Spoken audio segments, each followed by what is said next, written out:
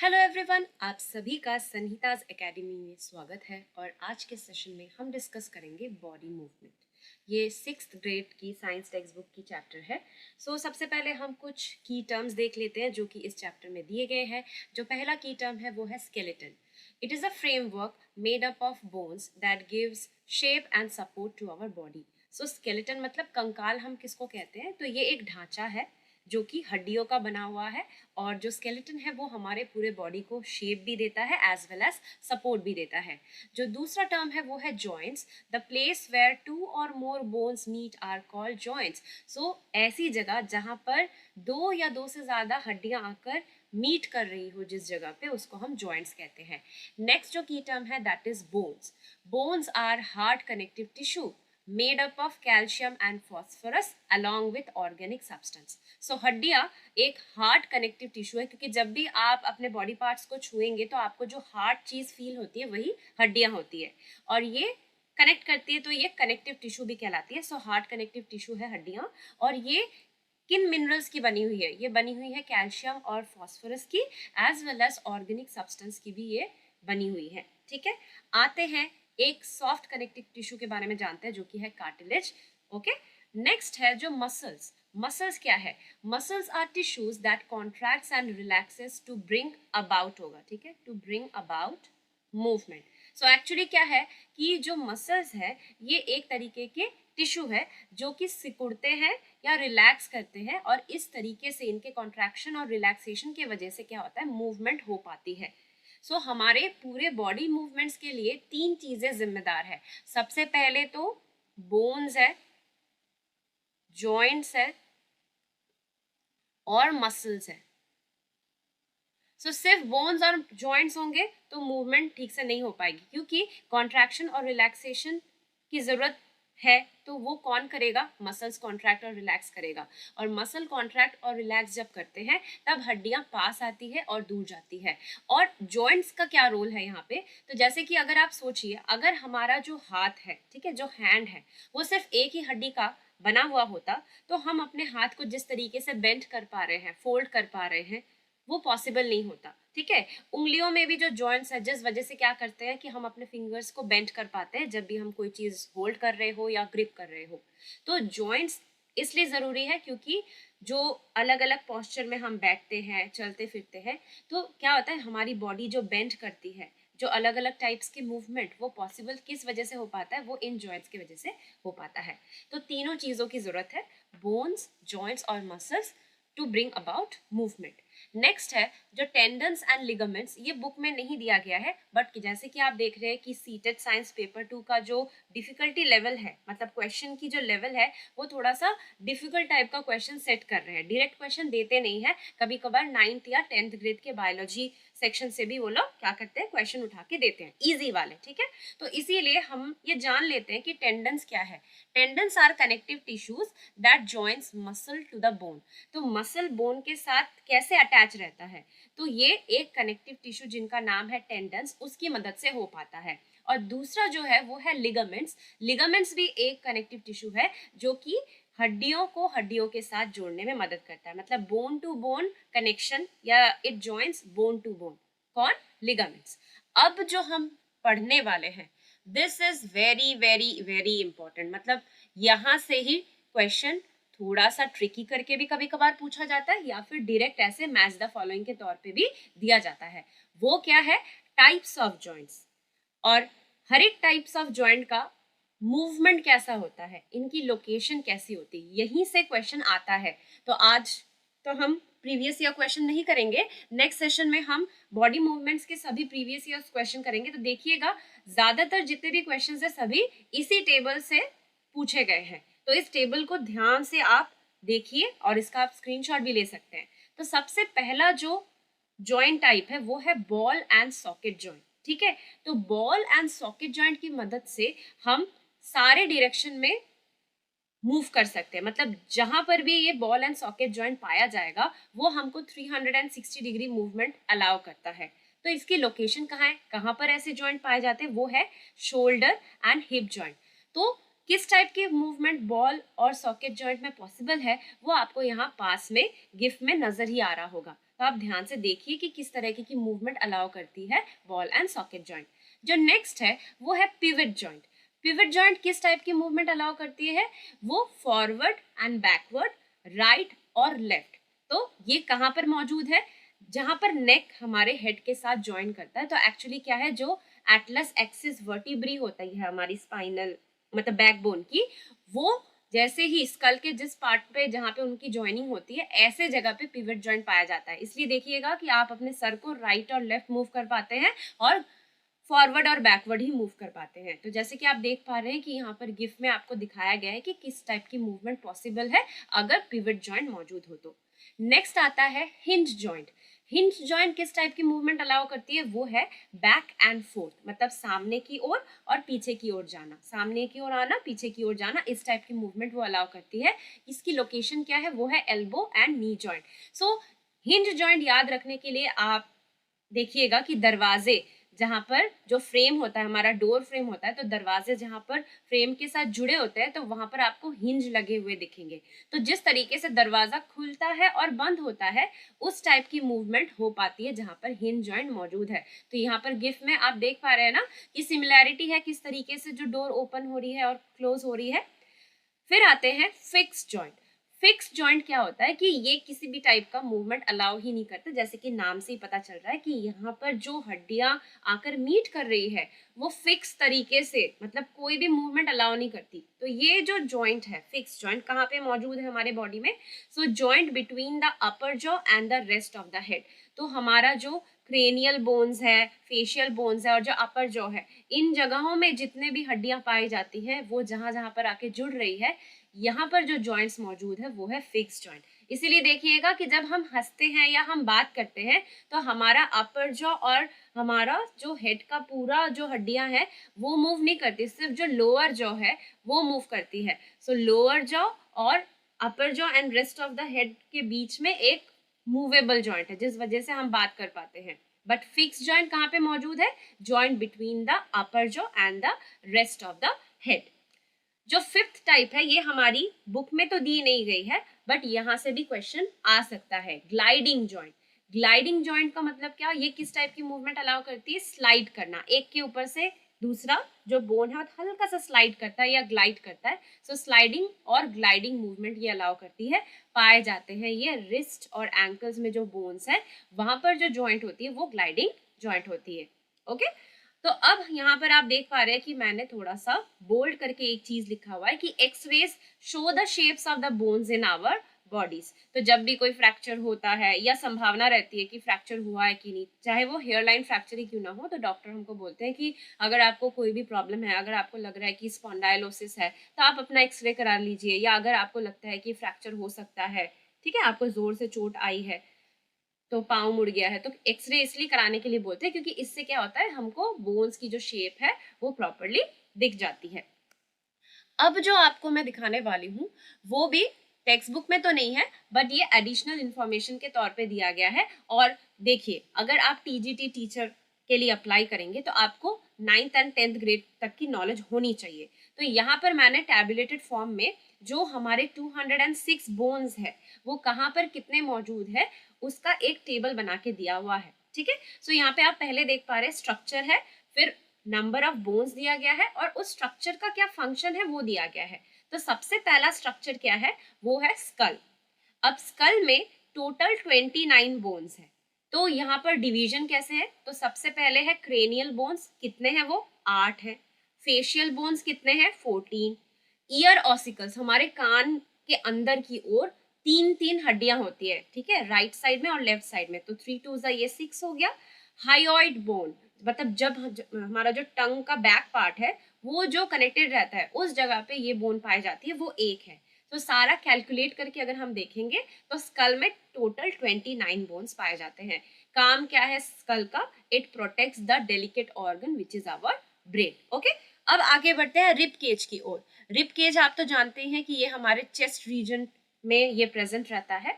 तो जो rib cage होते हैं वहां पर टोटल 12 पेयर्स होते हैं, ठीक है, 12 पेयर्स यानी कि टोटल 24 बोन्स होते हैं। उनमें से पहले के 7 जो रिब्स होते हैं उनको हम ट्रू रिब्स कहते हैं। 1 से लेकर 7 तक की जो रिब्स होती है उनको हम ट्रू रिब्स कहते हैं, क्योंकि वो डायरेक्टली आके स्टर्नम से कनेक्टेड होते हैं। स्टर्नम क्या है, वो एक फ्लैट बोन है, तो वो डायरेक्टली आके स्टर्नम से कनेक्टेड होते हैं, इसलिए उनको ट्रू रिब्स कहा जाता है। बाकी के जो 3 है, मतलब राइट साइड और लेफ्ट साइड मिला के 3 2 6 होगा, तो बाकी के जो 3 है मतलब 8 9 और 10, ये जो रिब्स है ये मर्ज करके 7th वाले रिब्स के साथ ज्वाइन होता है। ये डायरेक्टली स्टर्नम से कनेक्टेड नहीं है, इसलिए इनको फॉल्स रिब्स कहा जाता है। इनकी नंबर कितनी है, 6। सो 7 2 उधर पे 14 हो गया और इधर पे हो गया 6। फ्लोटिंग रिब्स मतलब क्या, ये जो रिब्स है 11 और 12 ये हमारे बैकबोन से तो निकलती है, बट आके ना तो ये किसी रिब के साथ अटैच करती है, ना ही ये स्टर्नम के साथ अटैच करती है, तो देख के ऐसा लगता है कि ये फ्लोट कर रहे हैं। तो फ्लोटिंग रिब्स कितने हैं, दोनों साइड में मिलाकर 4। तो अगर आप इसको ऐड करेंगे कि 6 + 4 10, 10 + 14 24 हो गया, और बीच में रहता है एक फ्लैट बोन स्टर्नम। सो रिब केज का टोटल स्ट्रक्चर यहाँ पे कितने बोन्स रहे, यहाँ पर 25 बोन्स है। सो इसका काम क्या है, it protects heart and lung. So heart और लंग को प्रोटेक्शन देता है रिब केज। और दूसरा क्या है, हम जानते हैं कि रिब केज में ये जो रिब्स होती हैं, इनकी मूवमेंट के वजह से हम ब्रीद इन और ब्रीद आउट कर पाते हैं, राइट। अब आते हैं बैकबोन। बैकबोन मतलब क्या, रीढ़ की हड्डी। रीढ़ की हड्डी हमारे यहाँ पे 5 रीजन में डिवाइडेड है। यहाँ पर एक जगह पे मैंने थोड़ा ऑर्डर गड़बड़ कर दिया है, तो सबसे पहले आता है सर्वाइकल रीजन जो कि नेक रीजन है, फिर आता है थोरैसिक रीजन मतलब चेस्ट पार्ट, फिर आता है थर्ड लंबर, फिर फोर्थ सैक्रम और फिफ्थ है कॉक्सिक्स। सो सर्वाइकल रीजन में कितने वर्टिब्री है, वर्टिब्री का मतलब क्या है, हमारी रीढ़ की हड्डियों में, मतलब हड्डी में एक है हमारी रीढ़ की हड्डी, वो छोटे छोटे हड्डियों की बनी हुई है। तो ये जो छोटे छोटे हड्डियां हैं इन्हीं को हम वर्टिब्री कहते हैं। तो सर्वाइकल पार्ट में कितने हड्डियां हैं छोटे छोटे, वो है 7। थोरासिक पार्ट में 12 है, ठीक है। सैक्रम में हड्डियां 5 तो है, बट वो फ्यूज करके एक ही हड्डी के फॉर्म में रहती है, ठीक है, अडल्ट में। लंबर रीजन में 5 हड्डियां हैं, कॉक्सिक्स रीजन में 4 हड्डियां फ्यूज करके एक सिंगल बोन के फॉर्म में रहती है एडल्ट बॉडी में। तो यूजुअली अगर हम फ्यूज्ड फॉर्म को ना देखें तो टोटल कितने वर्टिब्री है, 33 वर्टिब्री है, और जब वो फ्यूज्ड हो जाते हैं तो तब काउंट क्या होता है, वो होता है 26। सो बैकबोन का काम क्या है, it protect spinal cord. So spinal cord को ये प्रोटेक्ट करता है, मेंटेन्स बॉडी पॉस्चर, हमारे बॉडी पॉस्चर को ये मेंटेन करता है, हेल्प्स इन बेंडिंग और मूविंग आवर बॉडी। तो हम जब झुकते हैं, हम जब शू लेसेस बांधते हैं, तो ये जो हमारी बॉडी बेंड कर रही है, ठीक है, फिर सेंटर ऑफ ग्रेविटी ये मेंटेन करके रखती है, बॉडी पॉस्चर मेंटेन करती है। तो ये सारे काम हमारे बैकबोन की वजह से पॉसिबल हो पाता है। बढ़ते हैं नेक्स्ट, हमारे 4 लिम्स में टोटल कितने हड्डियां हैं। 4 लिम्स मतलब हाथ में कितने हड्डियां हैं, तो ह्यूमरस दोनों हाथों में एक एक करके, सो 2, रेडियस दोनों हाथों में एक एक करके, अगेन 2, अल्ना दोनों हाथों में एक एक करके 2। उसके बाद आ जाता है कार्पल्स, यानी कि रिस्ट एरिया में जो हड्डियां हैं वो दोनों हाथों में 8 8 16 है, ठीक है। फिर आ जाता है मेटाकार्पस, दोनों हाथों में 5 5 10 है। फिर आता है फलांजस, फलांजस मतलब हमारे फिंगर्स में जो हड्डियां पाई जाती हैं वो दोनों हाथों में 14 14 28 है। सारे को टोटल करेंगे तो total count of bones in our 4 limb या फिर हैंड्स इज 60। इसका काम क्या है, helps in the movement of hands while lifting, gripping, throwing etcetera. तो ये हाथों में तरह तरह की मूवमेंट करने में हेल्प करती है, जैसे कि कोई चीज हम उठा रहे हो, कोई चीज हम पकड़ रहे हो, कोई चीज हम फेंक रहे हो, तो different types of movement possible हो पाता है इन्हीं हड्डियों के प्रेजेंस की वजह से। नेक्स्ट आते हैं हमारे लेग्स में, यानी कि हाइंड लिम्ब में कौन कौन सी हड्डियां हैं और उनकी काउंट क्या है। तो सबसे पहले आता है फीमर, जिसको हम थाई बोन बोलते हैं, और ये हमारे पूरे बॉडी में लॉन्गेस्ट बोन है। फीमर को थाई बोन भी कहा जाता है और ये longest bone in our body, human body है।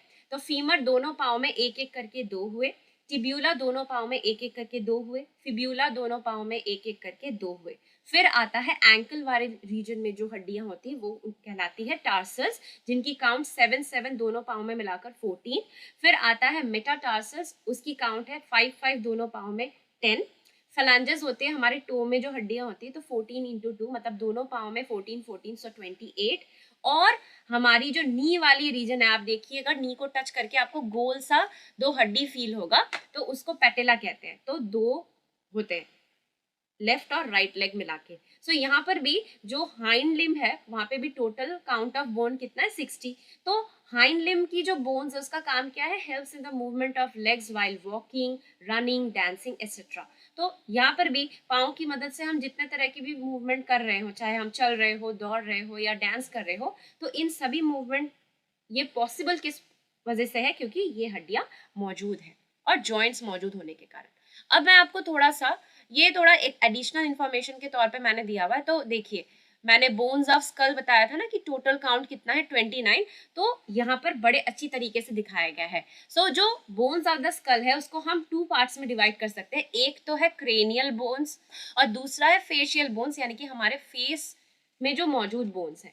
तो यहाँ पर आप क्या देख पा रहे हैं, जो फेशियल बोन्स के नेम है वो है पहला नेजल, 2 है लैक्रिमल, 3 वोमर, 4th है जाइगोमैटिक, फिर 5th है इंफीरियर नेजल कॉन्का, उसके बाद आता है 6th मैक्सिला और मैंडिबल। ठीक है, तो यहाँ पर 7 फेशियल बोन्स है जो राइट और लेफ्ट, तो हर एक का 2-2 होगा काउंट। सो 7 इंटू 2 कितना हो गया, सॉरी नॉट इंटू 12, 7 इंटू 2 हो गया आपका 14। सो फेशियल बोन्स हमने देखा था 14 होते हैं, और जो क्रेनियल बोन्स होते हैं उनकी काउंट है 8। ठीक है, सो फ्रंटल और पेराइटल राइट और लेफ्ट साइड में 2-2 होते हैं, तो 2 + 4 5 6 7 8। सो 8 बोन्स होते हैं क्रेनियल बोन। सो ये एडिशनल इंफॉर्मेशन है फॉर योर नॉलेज। अगर आपको इनके नाम याद करने हैं और जो इनकी काउंट है वो भी याद करने हैं तो आप कर सकते हैं। आगे बढ़ते हैं, हम अब रिब केज के जो बोन्स है उनको समझने की कोशिश करेंगे, क्योंकि मैंने तो अभी आपको सिर्फ ओरली बताया था कि कौन सा क्या है। तो देखिए यहाँ पर ये जो रिब केज है, ये वाला ये जो फ्लैट बोन है यही कहलाता है स्टर्नम। ठीक है, फिर आप देखिए रिब केज में 1 से लेकर 7 नंबर तक जो रिब्स है, मतलब जो हड्डियां हैं वो ट्रू रिब्स है, क्योंकि देखिए 7 तक जो भी रिब्स हैं आके स्टर्नम से कनेक्टेड है। फॉल्स रिब्स जो है 8, 9 और 10th रिब जो है, देखिए ये यहाँ पे दिखाया गया 8, 9 और 10th मर्ज करके 7 वाले बोन के साथ अटैच कर रहे हैं, वो डायरेक्टली स्टर्नम से कनेक्टेड नहीं है, इसलिए इनको फॉल्स रिब्स कहा जाता है। और जो 11th और 12th है फ्लोटिंग रिब्स इसलिए कहलाते हैं क्योंकि देखिए ये पीछे बैकबोन से स्टार्ट तो हुए, यहाँ तक आए, ये दोनों यहाँ तक आके रुक गए, ये आके ना तो स्टर्नम से जुड़े ना ही 7th वाली रिब से जुड़े। और जो ब्लू पार्ट आपको दिख रहा है वो कार्टिलेज है, कार्टिलेज की मदद से यहाँ पर ये स्टर्नम के साथ कनेक्टेड रहते हैं। तो टोटल पेयर्स ऑफ रिब्स कितने हैं, वो है 12 pairs. So total count of bones in the rib cage वो है 12 इंटू 2 24 प्लस एक ये फ्लैट बोन, तो वो होता है 25। ठीक है, अब आगे बढ़ते हैं। तो देखिए यहाँ पर मैंने बैक बोन जो है उसकी सारी हड्डियों को दिखाया हुआ है। तो जैसे कि आप देख पा रहे हैं कि सर्वाइकल वर्टिब्री कितनी है, C7, मतलब 7 है, 7 इन नंबर। थोरेसिक वर्टिब्री कितने हैं, 12 इन नंबर। ओके, लंबर वर्टिब्री कितने हैं, 5 इन नंबर। सैक्रम ये भी 5, और कॉक्सिक्स ये 4 होता है, बट फ्यूज्ड होके ये एक बनाता है, ये भी एक बनाता है।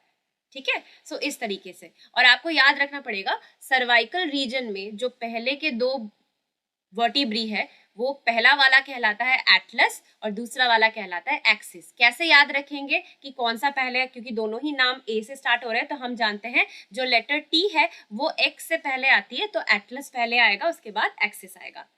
आगे बढ़ते हैं, अब हम अपने आर्म्स के जो बोन्स है उनको थोड़ा सा पहचान लेंगे। तो जैसे कि आप देख पा रहे हैं कि आर्म का जो शुरुआत होता है वो होता है ह्यूमरस से। ठीक है, ह्यूमरस, सो ये अपर आर्म बोन है ह्यूमरस। नेक्स्ट है यहाँ पर रेडियस दिखाया गया है, अल्ना भी दिखाया गया है। ठीक है, अब आते हैं हम रिस्ट रीजन में जो बोन्स पाए जाते हैं वो कहलाते हैं कार्पल्स। फिर उसके बाद ये जो 5 बोन्स आपको दिख रहे हैं, ठीक है, ये कहलाते हैं मेटाकार्पल्स। और फिर उंगलियों की जो हड्डियां होती है वो कहलाते हैं फैलेंजेस। ओके, और यहाँ पर आप देख पा रहे हैं ये जो क्लाविकल और स्कैप्यूला दिखाया गया है ये हमारे पेक्टोरल गर्डल का हिस्सा है, ये 2 हड्डियां पेक्टोरल गर्डल, जिसके बारे में हम थोड़ी देर बाद चर्चा करेंगे। ओके, अब आ जाते हैं लेग बोन्स को पहचानते हैं। तो जैसे कि मैंने आपसे कहा था कि अपर लेग बोन, ये जो फीमर है, इसको बोलचाल की भाषा में कहा जाता है थाई बोन, और ये क्या है, longest bone in our body. ठीक है, फीमर पहचान लिया आपने। पैटेला मैंने कहा था ना कि हमारे नी में जो दो गोल गोल हड्डियां होती है ये दोनों, तो ये दोनों पाँव में एक एक करके रहती है। लोअर लेग में जो दो हड्डियां हमको यहाँ पे नजर आ रही है, एक है टिबिया, दूसरा है फिब्यूला। फिर हम आ जाते हैं अपने फुट पे। फुट बोन्स कौन कौन से हैं? जो एंकल वाले रीजन में जो हड्डियां हैं वो कहलाते हैं टार्सल्स। फिर वहां से ये जो 5 निकले, 1 2 3 4 5, ये कहलाते हैं मेटाटार्सल्स। और जो हमारे टो में हड्डियां होती है वो कहलाते हैं फैलेंजेस। आशा करती हूँ कि आपको ये जो बोन्स है ये मैं ठीक से पहचान करा पाई। आपको ये पिक्चर्स दिखाने का एक ही मोटो था, क्योंकि जब भी हम कुछ देख लेते हैं तो वो हमको ज्यादा अच्छी तरीके से याद रहता है। सिर्फ नॉर्मली पढ़ा देने से वो हमारे दिमाग से निकल सकता है।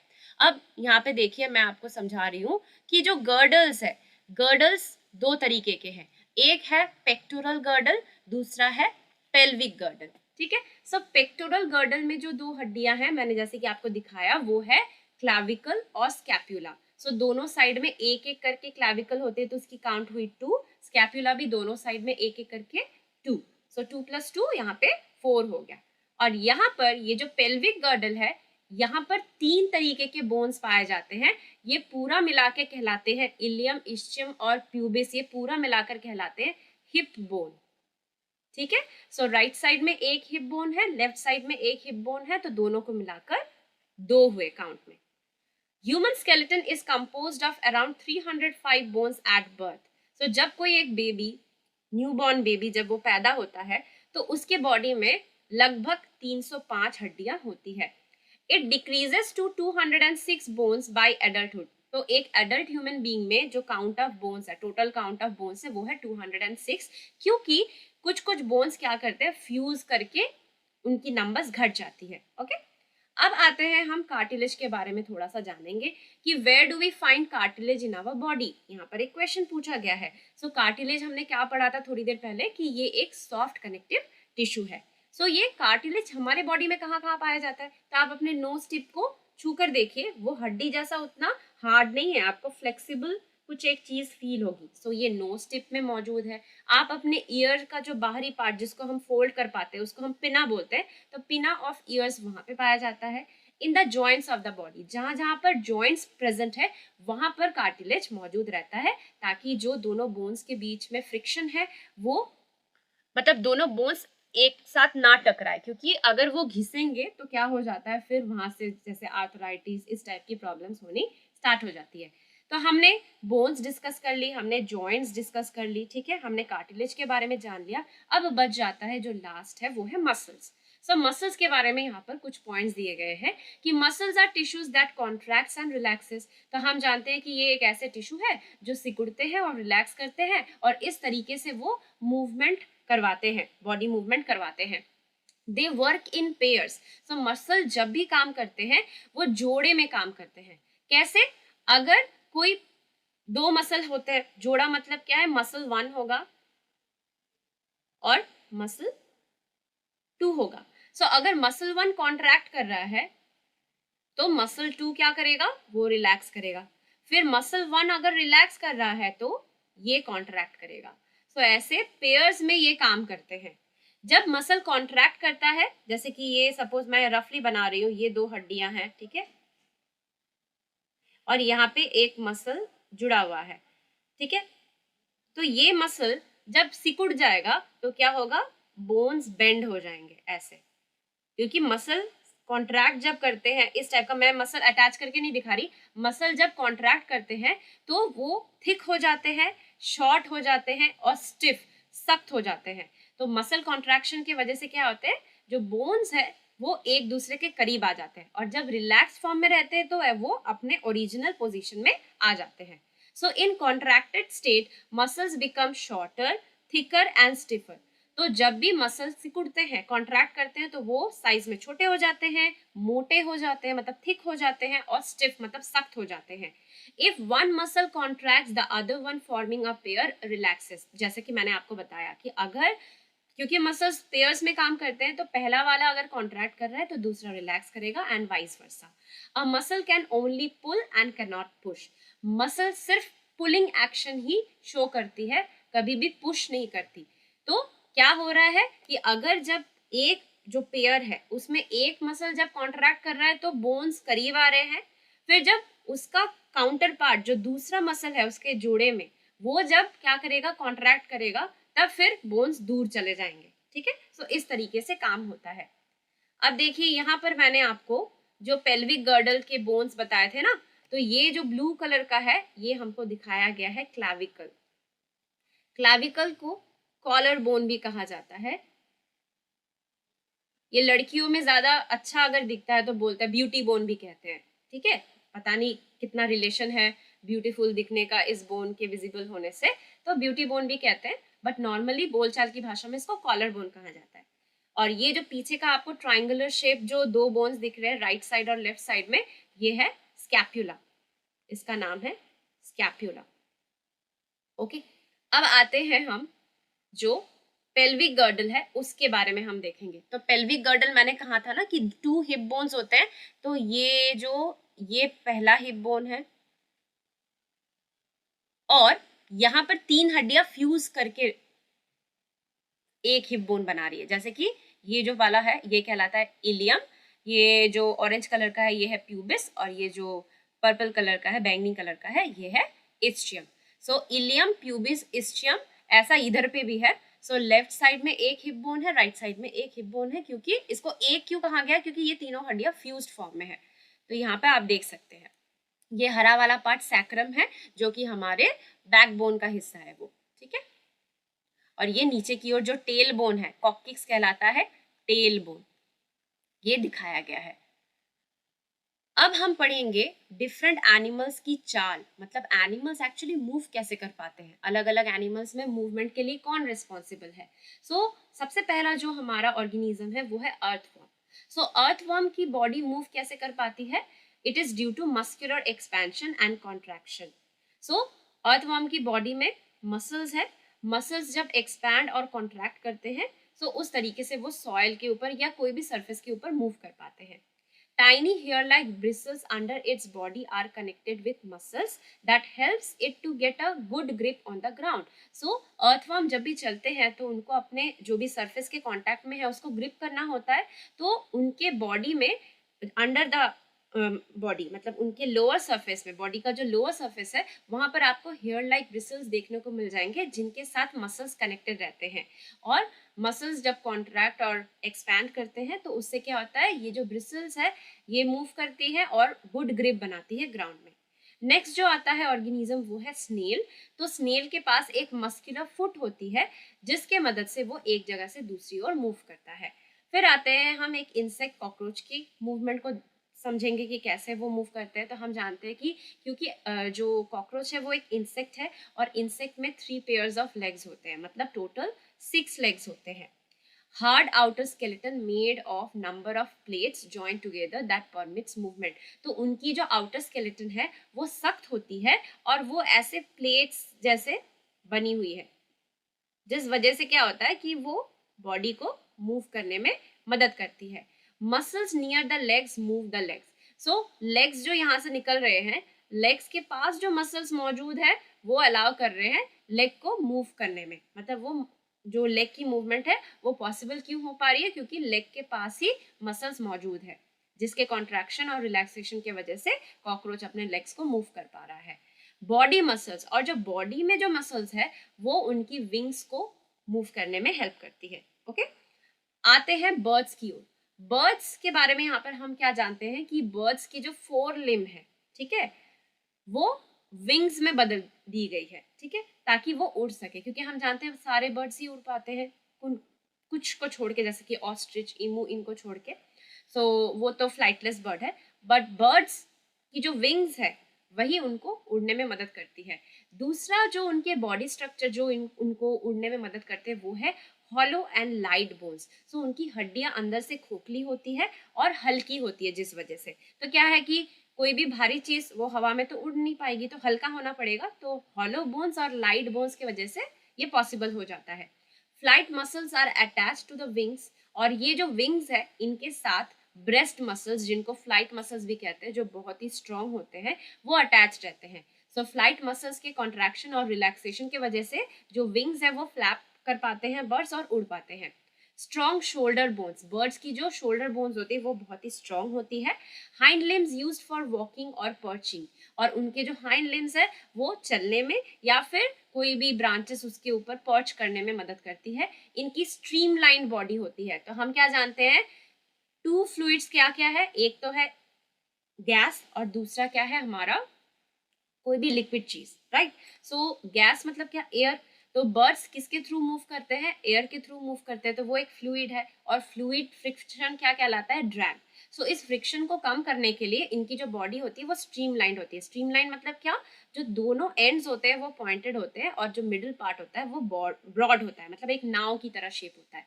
तो ऐसा शेप होने की वजह से क्या होता है कि ये हवा को चीर कर आगे की ओर बढ़ पाते हैं. Birds like duck and swan have webbed feet for swimming. तो जो डक और स्वान ये क्या करते हैं, ये तो पानी में रहते हैं, ये स्विम करते हैं. तो स्विमिंग के लिए इनके जो पाँव है, इनकी जो फीट है वो वेब्ड फीट होती है, मतलब ऐसे स्किन फोल्ड्स जुड़े रहते हैं उनके टो के साथ, तो जिस वजह से वो इजीली स्विम कर पाती है. नेक्स्ट है फिश. फिश की भी स्ट्रीमलाइन बॉडी होती है क्योंकि ये पानी पे चलते हैं, तो पानी भी एक तरीके का फ्लूइड है और यहाँ पे फ्लूइड फ्रिक्शन तो काम करेगा ही. तो ड्रैग को कम करने के लिए इनकी स्ट्रीमलाइन बॉडी होती है.